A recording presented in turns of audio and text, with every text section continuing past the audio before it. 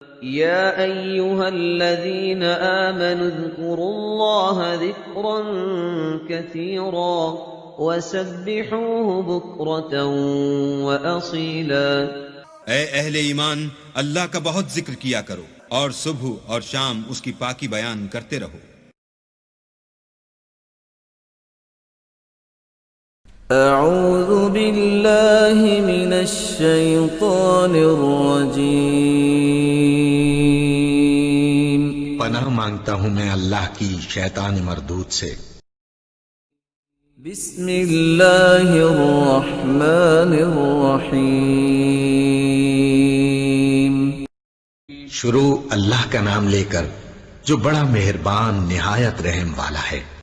قالوا حرقوه وانصروا آلهتكم إن كنتم فاعلين قلنا يا نار كوني بردا وسلاما على إبراهيم وأرادوا به كيدا فجعلناهم الأخسرين ونجيناه ولوطا إلى الأرض التي باركنا فيها للعالمين ووهبنا له إسحاق ويعقوب نافلة وكلا جعلنا صالحين وجعلناهم أئمة يهدون بأمرنا وأوحينا إليهم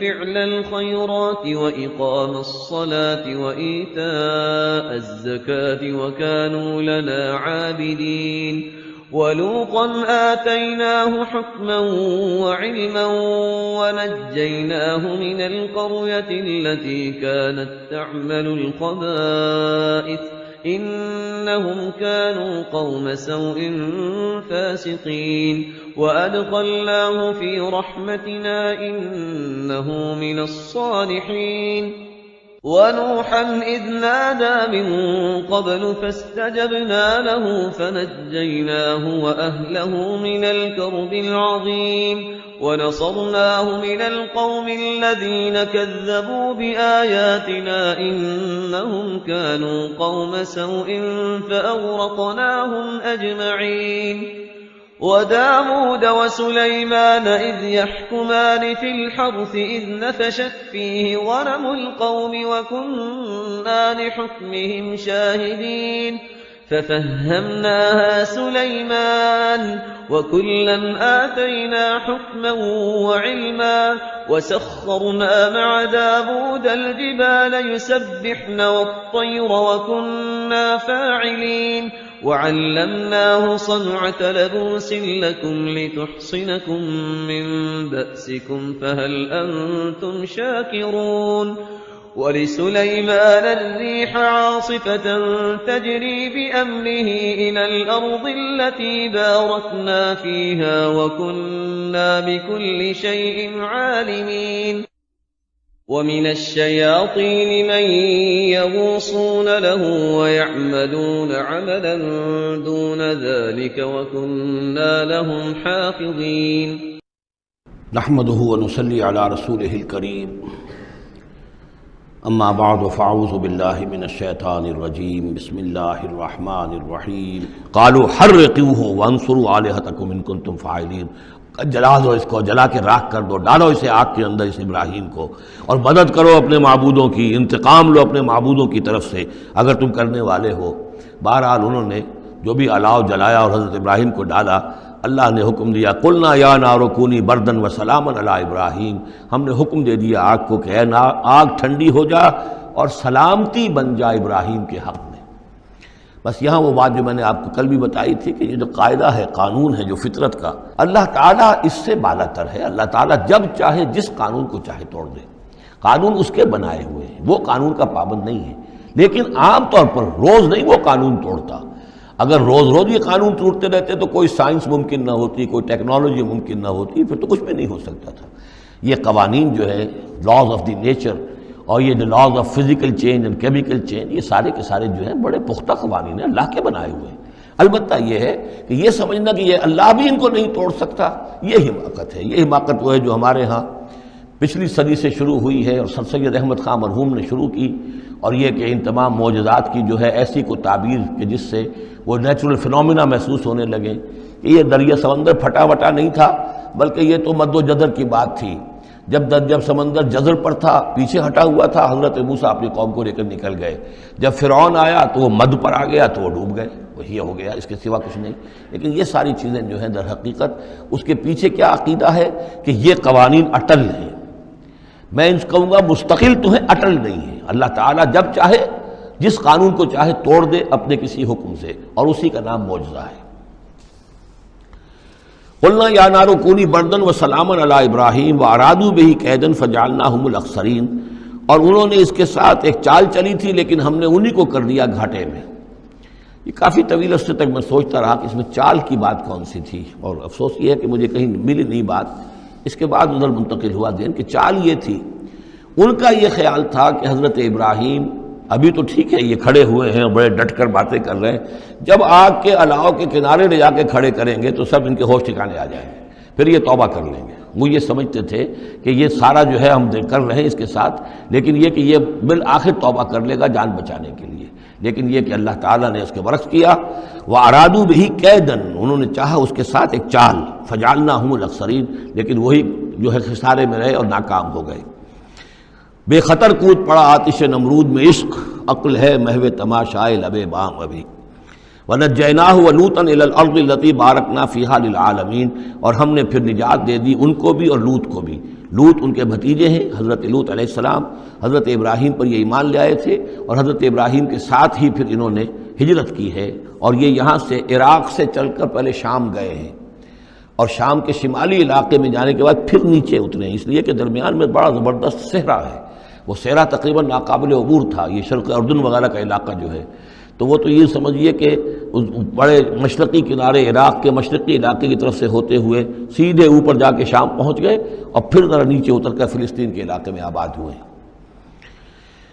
وَنَجَّيْنَاهُ وَلُوطًا إِلَى الْأَرْضِ الَّتِي بَارَكْنَا فِيهَا لِلْعَالَمِينَ، اور ہم نے ان کو نجات دے کر اس کو بھی اور لوط کو بھی اس سرزمین میں پہنچا دیا جس میں ہم نے برکتیں رکھی ہوئی ہیں تمام جہان والوں کے لیے۔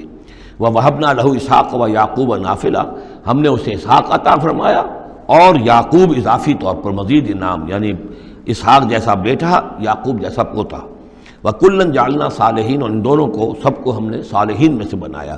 وَجَعَلْنَاهُمْ أَئِمَّةً يَهْدُونَ بِأَمْرِنَا، اور ہم نے ان کو قرار دیا اور بنا دیا امام جو ہدایت دیتے تھے ہمارے حکم سے۔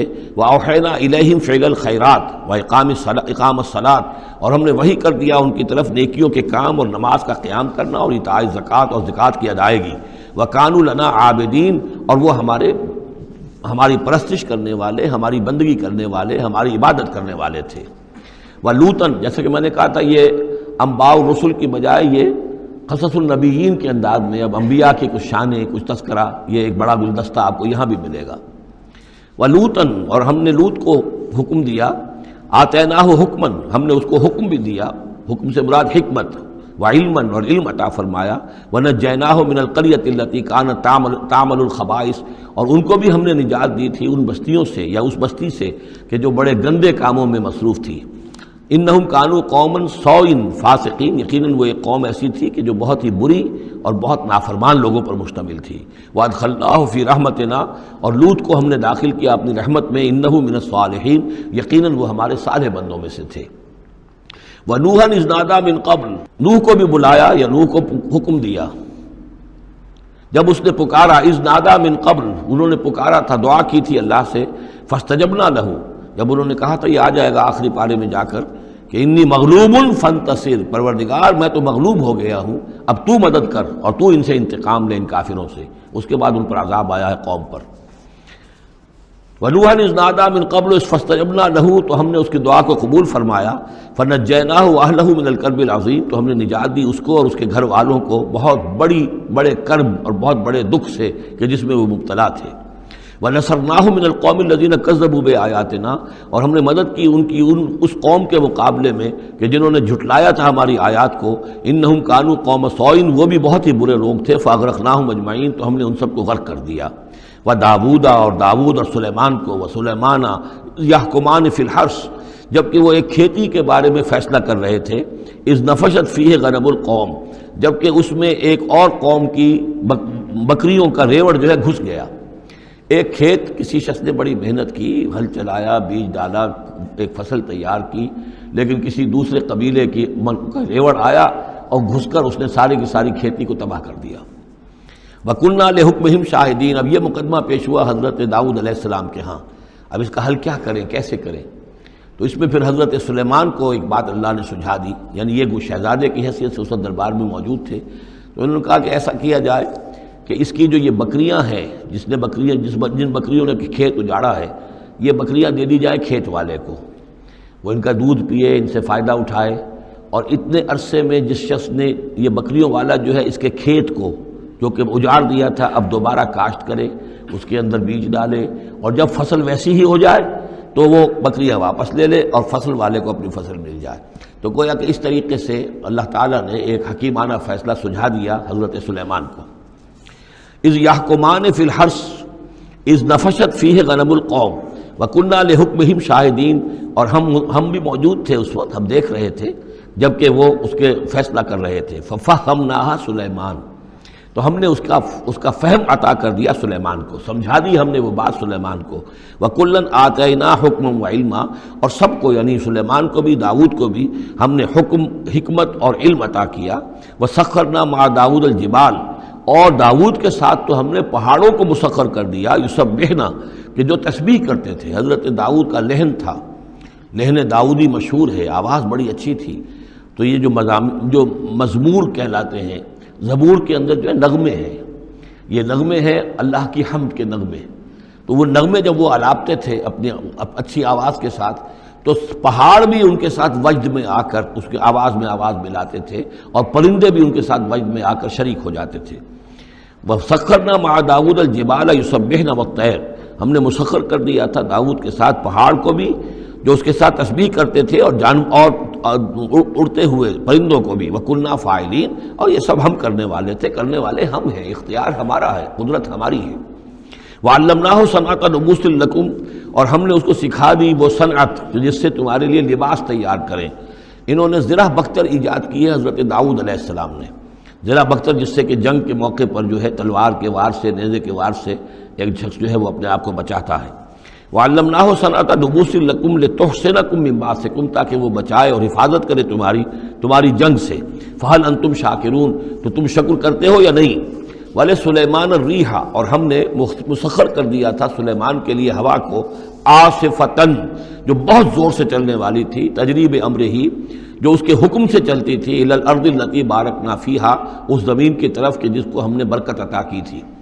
کُنَّا بِكُلِّ شَيْءٍ عَالِمِينَ، اور ہم ان تمام چیزوں کا علم رکھنے والے ہیں۔ وَمِنَ الشَّيَاطِينِ، اور شیاطین میں سے ہم نے بہت سوں کو تابع کر دیا تھا ان کے، مَن يَغُوصُونَ لَهُ، جو حضرت سلیمان کے لیے سمندروں کے اندر غوطے لگاتے تھے اور وہاں سے موتی اور چیزیں نکال کر لاتے تھے۔ وَيَعْمَلُونَ عَمَلًا دُونَ ذَلِكَ، اور دوسرے بہت سے کام بھی کرتے تھے۔ وَكُنَّا لَهُمْ حَافِظِينَ، اور ہم ہی تھے ان پر نگران، یعنی در حقیقت جنات کو بھی تابع ہم نے کیا تھا، تو ہم نے کیا تھا، یہ قدرت ہماری تھی، سلیمان کی نہیں تھی۔ بارک اللہ لی ولکم فی القرآن العظیم ونفعنی وإیاکم بالآیات والذکر الحکیم۔